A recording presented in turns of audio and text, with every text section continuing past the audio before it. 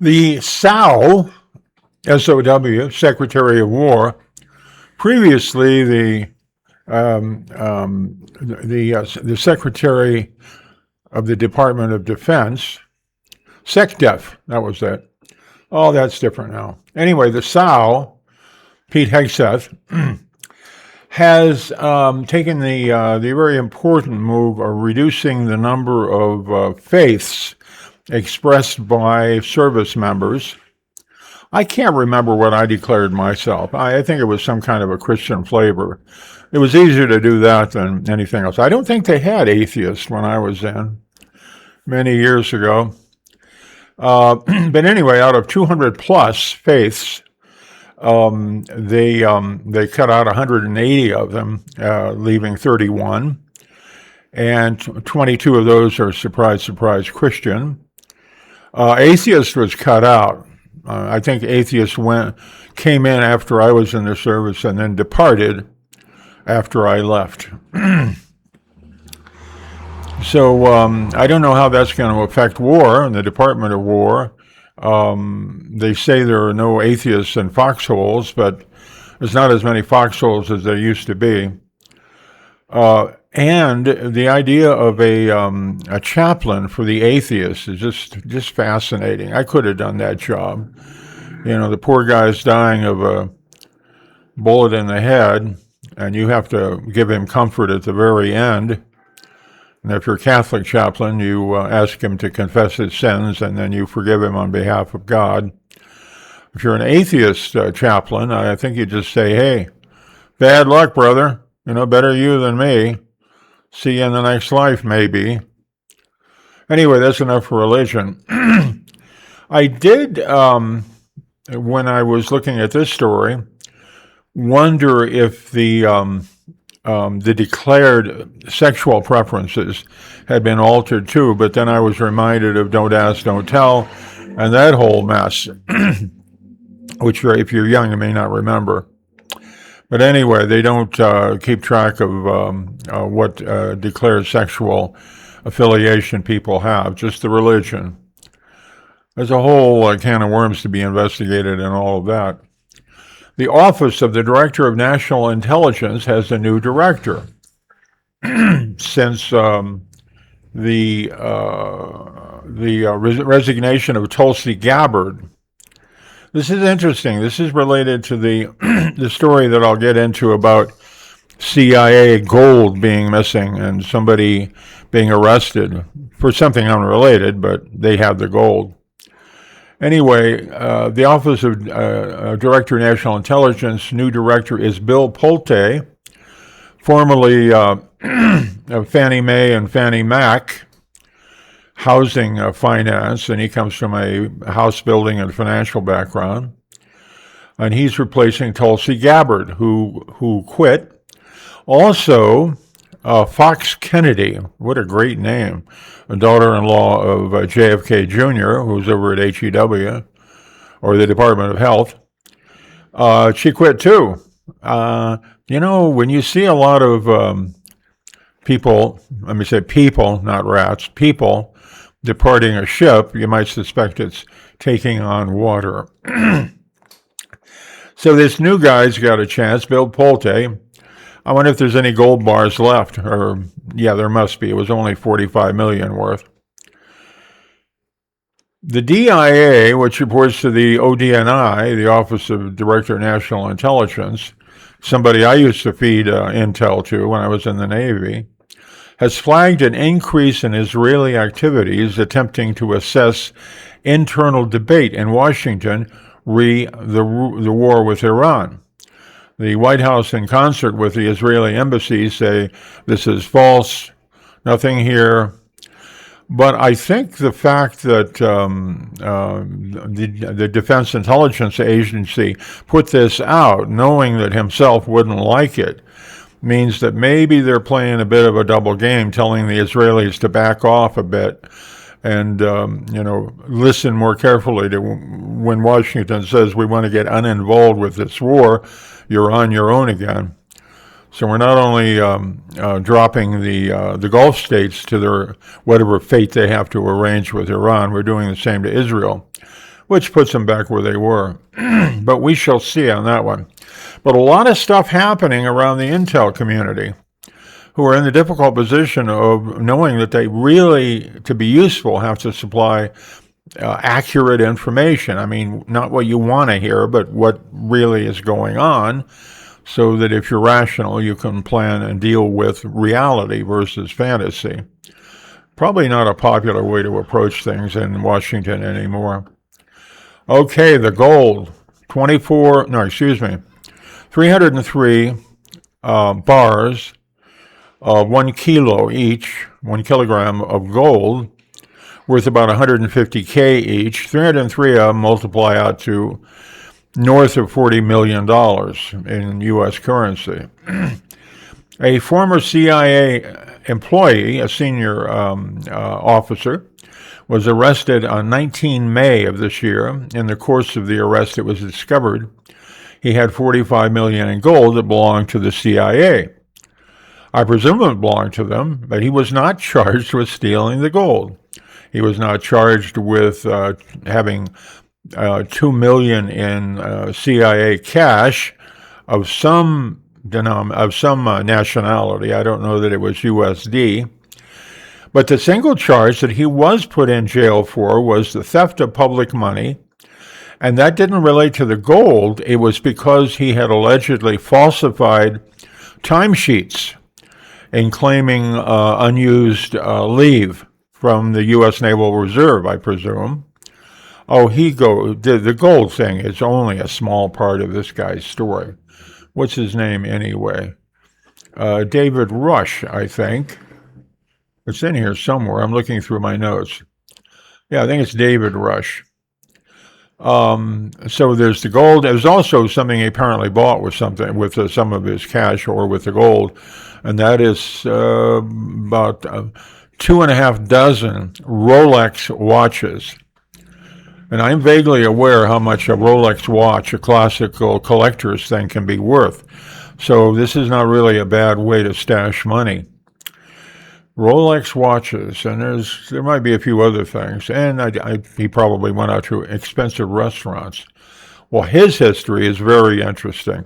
The thing, and the implication here is he was just arrested last month.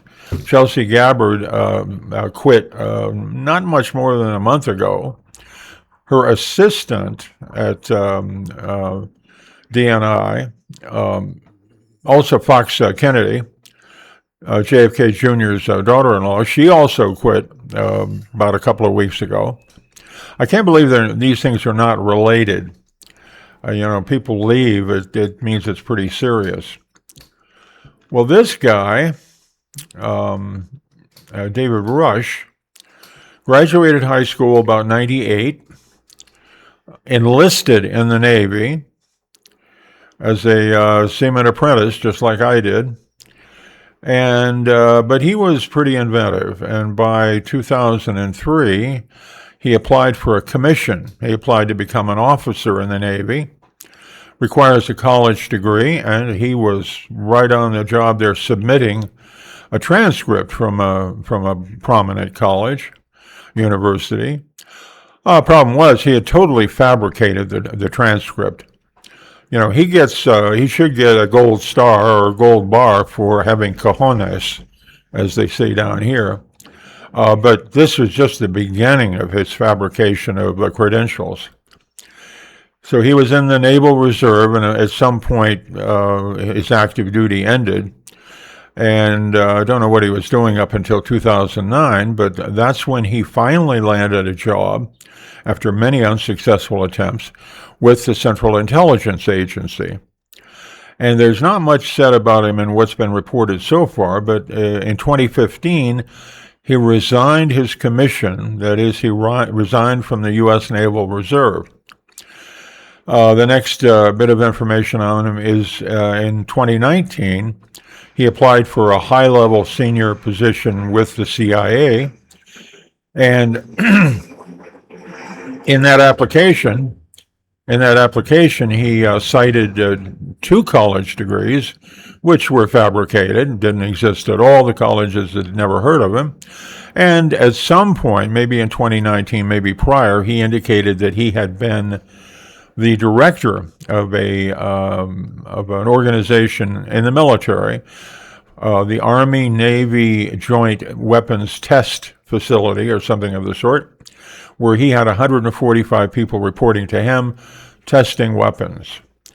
In the CIA, it suggested that he was a liaison with the DoD, or the Department of War, for the new class of nuclear submarines, the Columbia class. And this is, one of Intel's very important areas, for the other guy to get in early on the planning, the development, and the pace of implementing a new submarine class. This is the big thing. This is something you'd really love to deliver to your Intel masters. And apparently that's what he was doing at CIA. Now, they didn't pick up on any of the BS that he was providing as references. And this is another whole scandal. This may be what is bothering Chelsea Gabbard and Fox Kennedy more than anything, is that under their watch, there were reviews. And one review, they're saying, came up with the missing gold, which he had at home.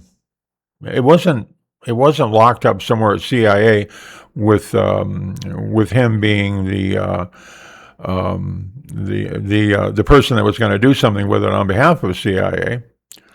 And others have pointed out in analyzing this story that gold bars are quite heavy. A kilogram is 2.2 pounds. And if you're going to bribe some foreign official, he'd be insulted if you only offered him 150K, which is one gold bar. So if you offer him a couple of millions, you've got quite a backpack full of gold bars. They say that what's better is diamonds. Maybe rough diamonds or cut diamonds. But a couple of $1 million worth of uncut diamonds, good quality, that's quite a bit of money. That's quite a bit of bribery potential, and a whole lot lighter than gold. So we got to wonder about that. Or the Rolexes. I'm sure the Rolexes are sort of like the frosting on the cake when you bribe somebody. He was honorably discharged, or he was released under honorable conditions from his commission, which is a contract as an officer. And, of course, he lied about everything, and they never figured it out. He also claimed to be a thesis dissertation advisor for the Air Force Institute of Technology. This is frosting on the cake also. I mean, if you're going to lie, just put some extra stuff in there. And he apparently had several jobs simultaneously because the timeline on many of these things overlap. I mean, he found time to go to college and at the same time running a weapons test program, and working for the CIA and all of this. The story's kind of cheesy. It smells. It's got a lot of holes in it. And how in the world was he able to hide all this? And does this shine a light? My Trump-supporting friend says, well, this just shows you how Donald is digging into all of these scandals. This was done on Biden's watch and on Obama's watch, and obviously on Trump 1. So I think they can all share it if what the CIA does is anything they have a big view of.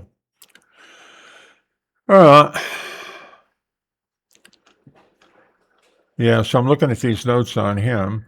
Oh, and the degrees he claimed were from Clemson and Rensselaer Polytechnic Institute and the Naval Postgraduate School. Well, he found time for doing all of this stuff. And the name of the woman that left after Chelsea Gabbard is Amaryllis Fox Kennedy. She said initially it was more to spend more time with her family, but later recanted and said she wanted to get as far away as possible from the stink in the area of her former job. to keep her family financially on track. Well, with all that gold laying around.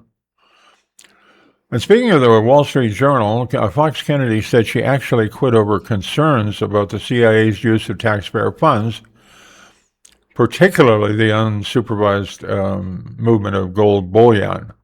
So she did mention it eventually. I couldn't keep signing the checks, she said. I would have become complicit. Well, that's pretty upfront. Until there's functional oversight of the intelligence community's ample and unreserved movement of money, unsupervised movement of money and gold, we are stuck living in something less than the constitutional republic our founders designed. I'm not sure that the fathers of the republic were thinking in terms of gold bars, but you never know.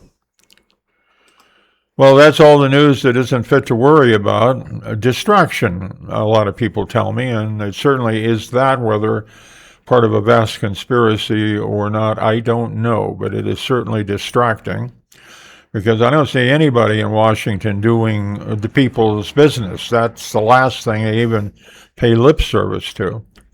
They're apparently building a cage for entertainment-type wrestling, which is appropriate for celebrating the country's 250th birthday, which is coming up. And we are so blessed as U.S. citizens with having someone like Donald in charge for the 250th. It's going to look pretty, surrealistic in the history books, if there still are history books. Ford said history is bunk, and in 1984, history was heavily edited. I can't think of anything else. That's probably why I haven't made many of these videos of late. But I always wish you all the best and good luck, happiness, health, because when you boil it all down, that's the only news we need to know. It's the only experience we need to have is health and happiness. And wish the same and work for the same for your fellow human, and let the news go take a flying something or other. Ciao.